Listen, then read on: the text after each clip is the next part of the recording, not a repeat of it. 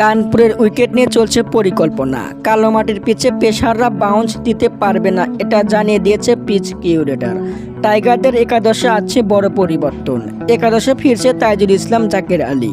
পাকিস্তানের বিপক্ষে টেস্ট সিরিজে স্কোয়াডে থাকলেও দলে জায়গা পায়নি তাইজুল ইসলাম। দলে 3 পেসার নিয়ে খেলায় জায়গা পাচ্ছে না তাইজুল। 2014 সাল থেকে বাংলাদেশ দেশে বিদেশে যেখানেই খেলেছে সেখানেই তাইজুল ইসলাম থাকছেন একাদশে। এছাড়া এই বাঁহাতি স্পিনারের জায়গায় এখন রিজার্ভ বেঞ্চে।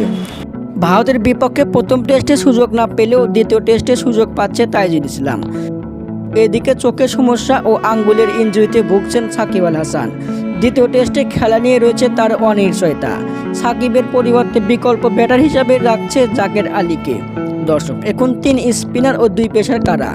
তাইজুল ইসলাম, মেহেদী হাসান, মিরাজ তো কনফার্ম। আরেকটা স্পিনার নাইম হাসানকে দেখা যেতে পারে দ্বিতীয় টেস্টে। এখন 2 পেসার। কানপুরে যেহেতু বাড়তি বাউন্স নেই, সেক্ষেত্রে নাহিদ রানাকে বসে রাখতে পারে টিম ম্যানেজমেন্ট। হাসান মাহমুদ ও তাসকিনকে নিয়ে দ্বিতীয় টেস্টে মাঠে নামতে পারে টাইগাররা। বিডি নিউজ, হৃদয় হাসান।